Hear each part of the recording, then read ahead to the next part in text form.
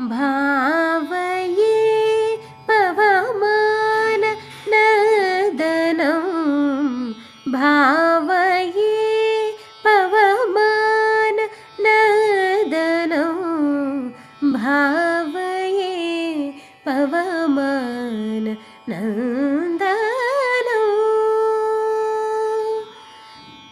मन्दारतरुमूलमानितवासं सुन्दरदरहासं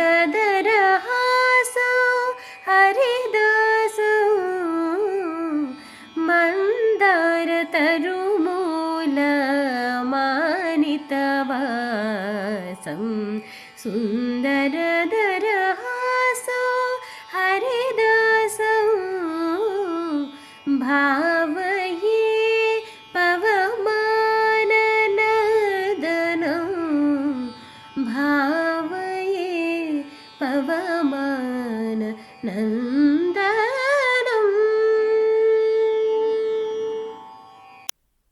శ్రీశ్రవణ ఛానల్కి శ్రోతలందరికీ కూడాను మరొకసారి స్వాగతం. ఈరోజు మనం విన్న ఈ కీర్తన బిలహరి రాగంలో కూర్చోబడిన రామదాసు కీర్తన అన్నమాట. హరిచంద్ర ఎంతో చక్కగా పాడి వినిపించింది మనకి. ఆ అమ్మాయికి అనేక ఆశీస్సులు తెలియజేస్తూ నిన్న కథలో మనం ఏం చెప్పుకున్నాం? ఈ వైరాగ్యం ఎలాంటిదై ఉండాలి అని చెప్పుకున్నాం మనం. కామక్రోధ భయాదులు ప్రసక్తి లేకుండా బాహిక పదార్థాలను వదిలిపెడితేనే అది త్యాగం అవుతుంది. అలాంటి త్యాగం ఉంటుందా ఎక్కడైనా లోకంలో అంటూ మనం ఆపుకున్నాం. ఒకడు సముద్రపు ఒడ్డున వెండి ముద్దలు చూశాడు. ఆశగా పరిగెత్తాడు. కొంత దూరం వెళ్ళేసరికి అక్కడ ఉన్నది ఆల్చిప్పలే అని భ్రాంతి వల్ల మాత్రమే అది వెండి ముద్దల్లా కనిపించాయని అతనికి అర్థమైపోయింది. ఇప్పటికీ ఒక ప్రత్యేక కోణం నుంచి చూస్తే ఎండ పొడలో వెండి ముద్దలే కనిపిస్తాయి. వాడు నవ్వుకుంటూ వెనక్కి వచ్చేస్తాడు. ఇప్పుడు ఆలోచిద్దాం. ఆ వ్యక్తి భయం వల్ల ఆ వెండి ముద్దలను వదిలేశాడా? కాదు. ద్వేషం వల్ల వదిలేశాడా? కాదు. అంతకంటే పెద్ద వెండి ముద్దల మీద ఆశ వల్ల వదిలేశాడా? కానే కాదు. మరి ఎందుకు వదిలేశాడు? అవి లేవని ఖాయమై వదిలేశాడు. అవి లేనివైతే వాటిని వదిలిపెట్టడం అనే మాట ఎలా కుదురుతుంది? నిజం. అంతే కదా. మరి వాటిని పట్టుకోవడం కుదరదు, వదిలిపెట్టడం కుదరదు. వాడు ఆ సమయంలో పట్టుకోవడాన్ని విడిచిపెట్టడాన్ని కూడా దాటి ప్రశాంతుడైపోతున్నాడు అన్నమాట. అలాగే ఒకానొక మనస్సుకి ఈ ప్రపంచం అంతా లేనిదే అని అర్థమైపోయింది. అందుచేత దానికి భయం కానీ దుఃఖం కానీ వేరే ఆశలు కానీ అంటుకునే అవకాశం లేకుండా పోయింది. అందుచేత అది స్వీకరణ పరిత్యాగాలనే పరిక్రియకు దూరమై ప్రశాంతంగా ఉందన్నమాట. ఇప్పుడు ఆ మనసు ఎక్కడికి వెళ్ళాలి? ఎక్కడికి వెళ్ళే వీల్లేదు. అది తనలో తానే ఉంటుంది. ఆ స్థితిలోనే ఈ శ్లోకంలో వశిష్ఠ మహర్షి స్వస్థో భవేత్ ఏనాత్మ అన్నారు. ఒకానొక మనస్సు అలాంటి స్వస్థ స్థితికి చేరింది అని అనుకుందాం. అప్పుడు అది వ్యవహార దశలో ఉంది అని అనగలమా? వ్యవహార దశలో భౌతికమైన ఆదాన ప్రదానాలు ఉంటాయి కనుక ఈ స్థితిని వ్యవహారం అనడానికి వీల్లేదు. పోనీ ధ్యానం అందామా? ధ్యాన స్థితిలో ధ్యాతృధ్యేయ విభాగం, మనస్సును ప్రత్యాహారం చేసే పరిశ్రమ ఇవన్నీ కూడా ఉండాలి. ఈ స్థితిని మనం ధ్యానం అనడానికి కూడా మరి వీల్లేదు. మరి ఇంకేమనాలి? సమాధి అనాల్సిందే. సమాధిలో మాత్రమే మనసుకు రాకపోకలు ఉండవు, ఆదాన ప్రదానాలు ఉండవు, భేద ప్రసక్తులు ఉండవు. కనుక ప్రపంచం లేనిదనే జ్ఞానం ద్వారా వచ్చిన స్థితిని సమాధి అనాల్సిందే. మరో దారి లేదు.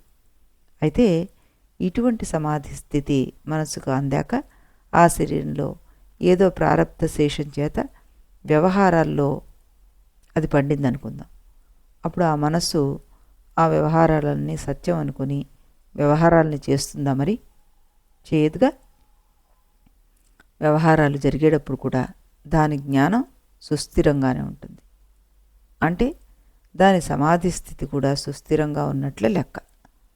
స్వస్థతారూపమైన సమాధి సిద్ధించేటప్పటికీ ఇక శరీరం పని చేయదన్నమాట.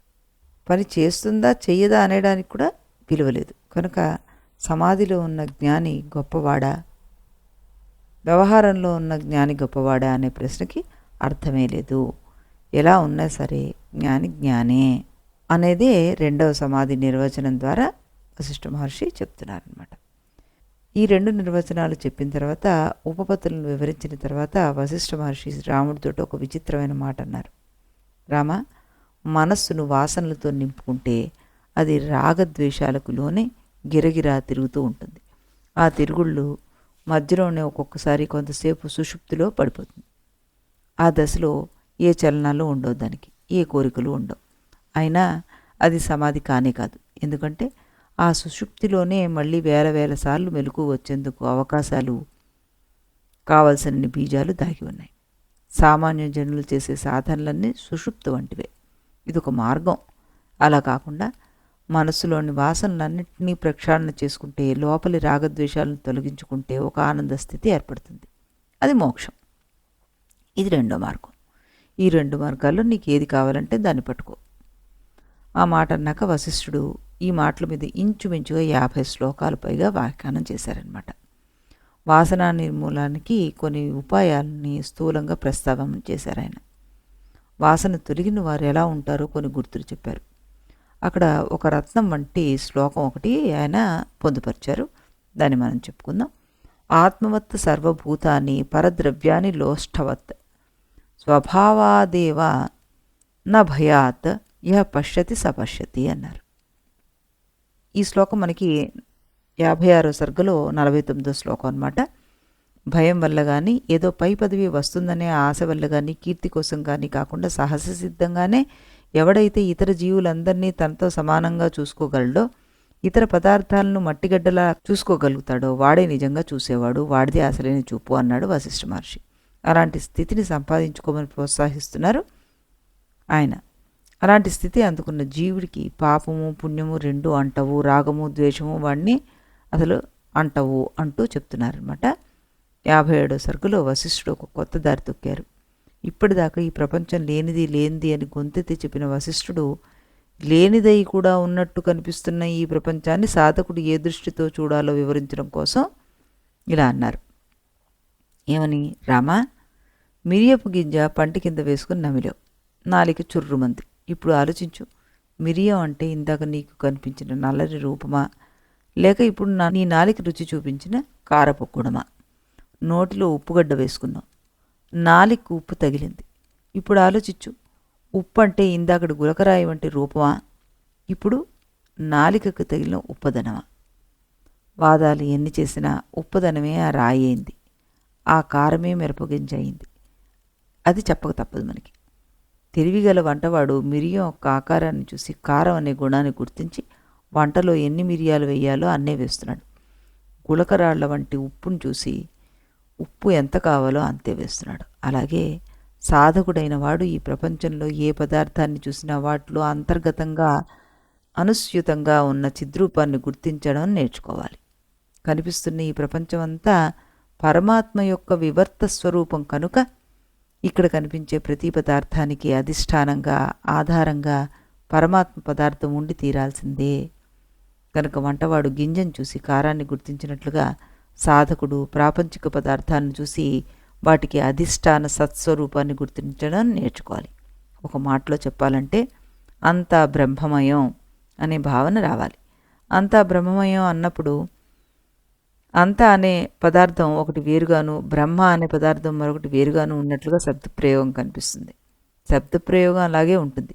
అక్కడ 2 లేవు, ఉన్నది ఒకటే అని చూడడం నేర్చుకోవాలి.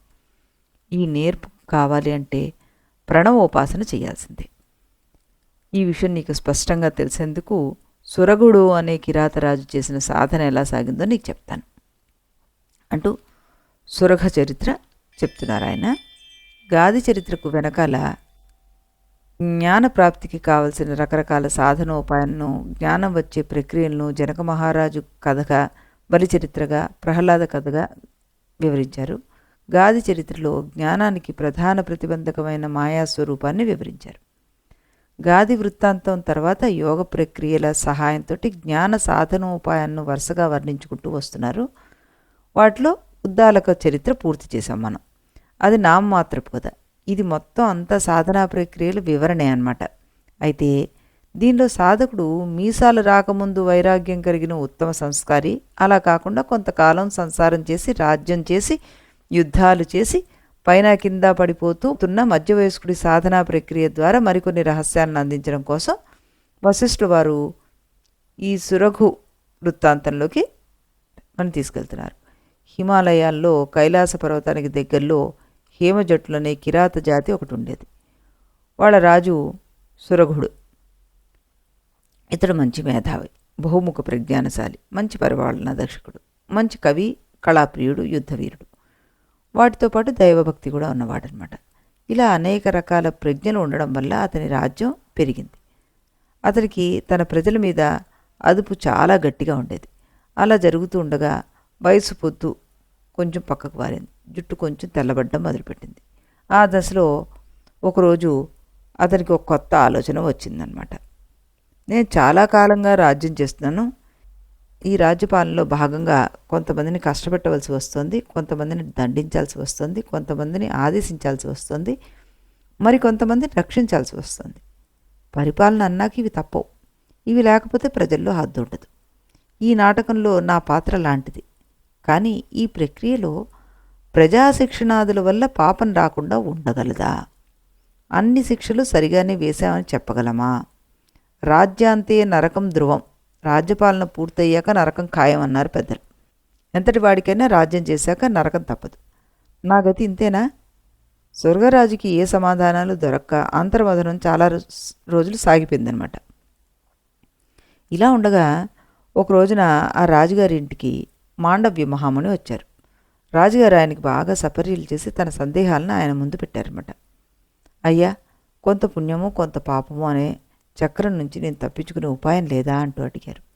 మాండవ్య మహర్షి చిరునవ్వి నవ్వి ఇలా అన్నారు. రాజా, పురుష ప్రయత్నం చేస్తే పరిష్కారం కానీ సమస్య ఉండదు. వ్యవహారాల్లో ఉండేవారికి ఎవరికైనా సరే పాపపుణ్యాల చక్రం తప్పదయ్యా. దాన్ని తప్పించుకోవాలంటే ఒక ఉపాయం ఉంది. అదేమిటంటే కొత్త విచారణ మొదలుపెట్టాలి. కోహం కథమిదం కిం వా కథమరణం జన్మని విచారాయాంతరేవం త్వా మహత్తామలమేష్యసి అన్నారు. ఇది 32వ శ్లోకం 58వ సర్గలో. నేనెవడిని? ఈ ప్రపంచం ఎలా వచ్చింది? అసలు ఈ ప్రపంచం అంటే ఏమిటి? నాకు మరణం ఎలా వస్తుంది? ఎలా జన్మ వస్తోంది? ఇవన్నీ ఆలోచించు. నీ లోపలే ఆలోచించుకో. ఈ విచారం లేకపోవడం వల్ల నీకు ఒక పరిమితత్వం వచ్చేసింది, ఒక అల్పత్వం వచ్చేసింది. నేను 6 అడుగుల మనిషిని మాత్రమే అనే భావన వచ్చేసింది. నా వ్యాప్తి నా రాజ్యం వరకే అనే పరిమితత్వం వచ్చింది. ఈ విచారణ చేస్తే ఆ పరిమితులు పోయి నువ్వు గొప్పవాడివి అవుతావు, పెద్దవాడివి అవుతావు, సర్వవ్యాపి అవుతావు. ఈ స్థితి నీకు దక్కితే నీకు పుణ్యం అంటదు, పాపము అంటదు. ఈ స్థితి చిక్కే వరకు ఈ ప్రపంచం మీద వైరాగ్యాన్ని పెంచుకోవాలి. ఆధ్యాత్మ శాస్త్రాలను అధ్యయనం చేయాలి. ఆ విచారణలో అసత్యమని తేలిన ప్రతి దాన్ని నువ్వు వదిలిపెట్టాలి. అలా విడిచిపెట్టి పోగా ఏది విడవడానికి సాధ్యం కాకుండా ఒకటి మిగిలిపోతుంది. అదే పరమపదం. అది అందితే నీకు పాపపుణ్యాల సమస్య అనేది ఉండదు. దానికోసం ప్రయత్నం చేయి అని చెప్పి ఆయన వెళ్ళిపోయారనమాట. సురఘుడు విచారణ చేయడం ప్రారంభించాడు. నేనెవర్ని? ఈ ప్రపంచాన్న కాదు, ఈ రాజ్యాన్న కాదు, ఈ కొండన కాదు, ఈ భూమిన కాదు, ఈ పట్టణాన్న అసలే కాదు, ఈ శరీరాన్న అవునేమో. ఈ శరీరం నేనేనా? ఈ శరీరంలో నేనున్నానా? ఈ చర్మం నేను కాదు, ఈ శరీరంలో ఉన్న మాంసం నేనేనా? కానే కాదే. రక్తం నేనా? కాదు. ఎముకలు నేనా? కాదు. ఇవేమీ నేను కాకపోతే నేను శరీరాన్ని ఎలా అవుతాను? పోనీ నేను ఈ శరీరంలో ఉన్నానా? ఉంటే ఈ శరీరంలో ఉన్న ఇంద్రియాలు నేనేనా? మనస్సు నేనా? ఇవి రెండూ జడాలు కదా. అవి నేనెలా అవుతాను? నేను చైతన్యుణ్ణి కదా. ఇవేమీ కాను గాని నేనున్నానని నా అంతటా నాకే తెలుస్తోంది. కనుక లోపల సాక్షి ఒకడు ఉండాలి. ఆ సాక్షి నాకంటే భిన్నంగా నాతో పాటే ఉన్నాడనడం కుదరడం లేదు. నా లోపల మరొకడు ఉన్నాడంటే నాకు తెలియకుండా ఎలా ఉంటాడు? కనుక సాక్షి నేనే అయి ఉండాలి. అవును, ఈ శుద్ధ సాక్షిని నేనే. మరైతే ఈ ప్రపంచం ఎలా వచ్చింది? ఈ సుఖదుఖాలు ఎలా వచ్చాయి? నా భ్రాంతి వల్ల వచ్చాయంటావా? అవి సత్యంగా అనిపించటం లేదు, ఉన్నట్టుగానే కనిపిస్తున్నాయి. లేకపోయినా ఉన్నట్టుగా కనిపించి ప్రపంచంలో జరిగే ప్రతి వ్యవహారం కూడా లేనిదే. ఇక్కడ రాజ్యాలు లేనివే, రాజ్య పాలనలు లేనివే. అసత్యాలైన శరీరేంద్రియ మనస్సుల వల్ల జన్మించే పాపపుణ్యాలు కూడా అసత్యాలే. ఆ పాపపుణ్యాలు తమ జాతికే చెందిన శరీరేంద్రియాలను పీడించగలవు, కానీ పరమార్థ సత్యస్వరూపిణ్ణి అయిన నన్ను తాకలేవు. నాది పరమార్థ సత్యస్వరూపము, పరమానందమే నా స్వరూపము. నమో మహ్యమనంతాయ నమ జ్ఞానోదయాయ చ అంటూ 59వ సర్గలో 37వ శ్లోకం చెప్తోంది. నాకు కలిగిన జ్ఞానానికి నమస్కారం, అఖండానంత స్వరూపుడైన నాకే నమస్కారం అన్నారు ఆయన. తన ఆలోచనలు ఈ స్థితికి వచ్చేసరికల్లా సురగ మహారాజులో చాలా మార్పు వచ్చేసింది. అతను బ్రహ్మర్షిత్వాన్ని పొంది విశ్వామిత్ర మహర్షిలా అయిపోయాడు. ఇక తన అఖండ స్థితిలోంచి ఎప్పుడూ కిందికి జారలేదు. ఆ అఖండ స్థితిలో ఉంటూనే అనేక వందల సంవత్సరాల పాటు రాజ్యం చేసేశారు. ఈ కథ చెప్పి చివరికి వశిష్ఠ మహర్షి రాముడికి ఓ సలహా ఇచ్చారు. రామ, సమాధిలో ఉన్న జ్ఞానికి వ్యవహారంలో ఉన్న జ్ఞానికి భేదం ఏమిటో అంటూ అడిగావు కదా. ఉద్దాలక మహర్షికినూ ఈ సురగ రాజర్షికి ఏమైనా భేదం ఉందో లేదో నువ్వే చెప్పు ఇప్పుడు. ఇది అర్థం చేసుకుని నువ్వు కూడా నీ తత్వాన్ని పరిశీలన చేసుకో అన్నారు. ఇది విన్న రాముడు వెంటనే ఓ ప్రశ్న వేశారు. గురుదేవా, ఈ మనస్సు నిత్యం చంచలశీలం కదా.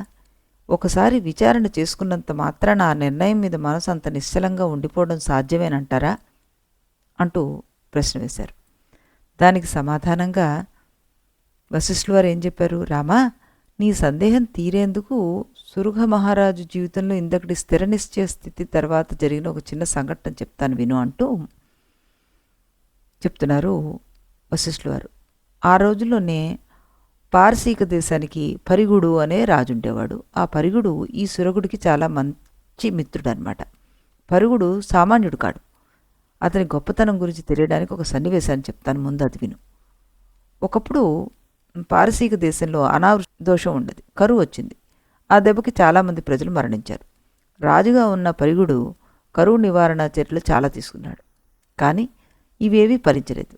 దాంతో తన అసమర్థత మీద తనకి అసహ్యం కలిగి ఆ పరిగుడు రాజ్యం విడిచిపెట్టి అడవిలోకి వెళ్ళి తపస్సు చేయడం మొదలుపెట్టాడు. నా ప్రజలకు తిండి లేనప్పుడు నేను తినను అనే ఆహారం మానేసి ఎండుటాకులు తిన్నాడు. ఆ వరుస 1000 ఏళ్ళు తపస్సు చేసేసాడు. ఈలోపు రాజ్యం సంగతులు కొడుకులు చూసుకున్నారు. అది ఒక దారికి వచ్చేసింది. అయినా సరే పరుగుడు తపస్సు ఆపలేదు. 1000 ఏళ్ళు దాటాక అతనికి శివుడు ప్రత్యక్షమయ్యాడు. అప్పటికి రాజ్య సమస్యలన్నీ తీరిపోయాయి. ఇప్పుడు శివుడిని ఏం కోరాలి? పరిగుడు తెలివైనవాడు కనుక చిత్తశుద్ధి కోరాడు. శివుడి వరం వల్ల అది లభించింది. ఎప్పుడైతే చిత్తశుద్ధి లభించిందో వెంటనే తత్వజ్ఞానం దానంతట అది కలిగింది. ఆ విధంగా అతడు జీవన్ముక్తుడైపోయాడు. ఆ తర్వాత అతడు ఇతర మహర్షులతో కలిసి యథేచ్ఛగా లోక సంచారం చేస్తూ ఉంటాడు. అతని కథ అలా నడుస్తూ ఉండగా ఇక్కడ సురగ మహారాజుకి మాండవ మహర్షి అనుగ్రహం వల్ల ఆత్మజ్ఞానం కలిగి అతను జీవన్ముక్తుడయ్యాడు. కానీ అతను ఇంకా రాజ్యం చేస్తూనే ఉన్నాడు. ఇలా ఉండగా యథేచ్ఛగా లోక సంచారం చేస్తున్న పరిగరాజు తన ప్రయాణాల పరంపరలో ఒక రోజున అనుకోకుండా హేమజటా రాజ్యానికి వచ్చాడు. అక్కడ సురగ మహారాజును కలుసుకున్నాడు. వారిలో ఒక ఆయన మహారాజు, రెండో ఆయన రాజర్షి. అయినా ఆ భేదాలేవి వాళ్ళ పాత మైత్రిని కళంకపరచలేదు. ఇద్దరూ ఒకరినొకరు కౌగిలించుకుని ప్రేమపూర్వకంగా చాలాసేపు ఇష్టాగోష్ఠి మాట్లాడుకున్నారు. ఆ మాటల్లో ఒకరి అనుభవాలు ఒకరు పంచుకున్నారు. నాకు మాండవ్య మహర్షి వల్ల తత్వజ్ఞానం కలిగిందయ్యా అని సురగ మహర్షి చెప్తే, నాకు సాక్షాత్తు పరమేశ్వరుడు అనుగ్రహం వల్లనే ఆత్మసాక్షాత్కారం జరిగిందన్నారు పరిగరాజర్షి గారు. పైకి మాట్లాడుతున్నాడే గాని పరిగరాజర్షికి కొంచెం సందేహంగానే ఉంది. ఈ సురగుడు ఇంకా రాజ్యంలోనే ఉన్నాడు, వ్యవహారాలు చేస్తున్నాడు, తత్వజ్ఞానం అందింది అంటాడు. మరి నిజంగా అందిందా? కొంచెం పరిశీలన చేద్దామని లోపల అనుకున్నాడు. ఇక పైకి మాటల మధ్యలో ఓ ప్రశ్న వేశాడు. మిత్రమా సురగ, నువ్వు తత్వజ్ఞానాన్ని అందుకున్నావు. ఒక పక్క సమాధి స్థితిలోనే ఉంటున్నావు, మరొక పక్క రాజ్య వ్యవహారాలు చూస్తున్నావు. సమాధి స్థితిలోకి వెళ్ళినప్పుడు సంకల్పరహితమైన సమాధి స్థితిలో ఉండడం కుదురుతోందా? ఇబ్బంది ఏం అవ్వడం లేదు కదా అంటూ అడిగారు. ఆ ప్రశ్నకి సురగ మహారాజు, మిత్రమా, సంకల్పరహితమైన సమాధి అంటే ఏమిటి అంటూ ఓ చిన్న ప్రశ్న వేశాడు. ఈ పరిగరాజర్షి ఏ సమాధానమూ చెప్పలేకపోయారు. సురగ మహారాజే మళ్ళీ అందుకున్నాడు. తత్వావబోధో భగవన్ సర్వాశతృణ పావక ప్రోక్త సమాధి శబ్దేన నా తు తూష్ణీం అవస్థితి అన్నారు. ఇది 62వ సర్గలో 8వ శ్లోకం అనమాట. మహర్షి, సమాధి అంటే కళ్ళు మూసుకుని కదలకుండా కూర్చోవడం కాదయ్యా, ఇంద్రియాలు నిశ్చలంగా ఉండడం కూడా కాదు. దీనికి భిన్నంగా హృదయంలో ఉండే సమస్త సంస్కారాలు దహించుకుపోవాలి. ఆ పని జరగాలంటే తత్వజ్ఞానం కావాలి. ఇప్పుడు మనస్సు తన యొక్క పరమార్థ స్వరూపంలో ఆధానం చేయడం కుదురుతుంది. అప్పుడు మనస్సుని తన యొక్క పరమార్థ స్వరూపంలో ఆధానం చేయడం కుదురుతుంది. అదే సమాధానం, అదే సమాధి. అలాంటి తత్వజ్ఞానం కలిగిన తర్వాత ఆ వ్యక్తి సమాధిలో కాకుండా మరో స్థితిలో ఉండడం ఎలా సాధ్యమవుతుంది చెప్పు? అలాంటి వాడు సమాధి కోసం వేరే ప్రయత్నం చేయాల్సిన అవసరం ఎలా ఏర్పడుతుంది? వాడు పూర్వాభ్యాసం చేత యోగపరమైన సమాధిలో ఉన్నా ఒకటే, లౌకిక వ్యవహారంలో ఉన్నా కూడాను ఒకటే. అలా కాకుండా నిజమైన తత్వబోధ కలగని వాడు బలవంతాన ఇంద్రియాలను నిగ్రహించి కదలకుండా కూర్చుంటే మాత్రం అది సమాధి ఎలా కాగలుగుతుంది? మిత్రమా, సమాధిలోకి వెళ్ళినప్పుడు సంకల్పరహిత స్థితిని అందుకోగలుగుతున్నావా అని నువ్వు అడిగావు. నాకు సంకల్పాలు ఉన్నదెప్పుడయ్యా? అవి ఉంటే కదా కాసేపు లేని స్థితిలోకి వెళ్ళి మళ్ళీ వెనక్కి రాగలిగేది. సంకల్పరహిత స్థితియే సమాధి అనుకునేటట్లయితే నేను ఎళ్లవేళలా సమాధిలోనే ఉంటున్నాను. కాకపోతే ఇలా అండంలో నా మనస్సు అనేది ఒకటి విడిగా ఉందని, అది వెళ్ళి ఆత్మలో కలిసిపోతుందని, ఆ స్థితి పేరే సమాధి అని చెప్పినట్లు అవుతుంది. అది సరి అయిన మాట కాదు. మనస్సు అనే దానికి అస్తిత్వమే లేదు. ఆ దృష్టితో చూస్తే నాకు సమాధే లేదు. ఉన్నదంతా అద్వితీయ ఆత్మే. ఈ కనిపించే ప్రపంచం అంతా నేనే. సత్యం ఇలా ఉంటే ఇక సమాధి ఏమిటి, అసమాధి ఏమిటి? ఈ సమాధానం విన్న పరిగరాజర్షి పరమానంద పడిపోయారు. ఆయన స్వర్గ మహారాజు యొక్క జ్ఞానస్థితిని అర్థం చేసుకుని, నువ్వు నిజంగా జ్ఞానివయ్యా, పొందవలసిన ఉత్తమ జ్ఞానాన్ని పొందేసావు అంటూ అభినందించారనమాట. కాబట్టి రామా, నువ్వు కూడా వారిలాగా ఆత్మవిచారణ చేసుకో. ఆత్మవిచారణ చేత మనస్సు ఒకసారి నిర్మలం చేసుకుంటే అది మళ్ళీ పుట్టదు. ఆవు అంటే ఏమిటో తెలియాలి అంటే దాన్ని చూడడమే ఉత్తమ ఉపాయం.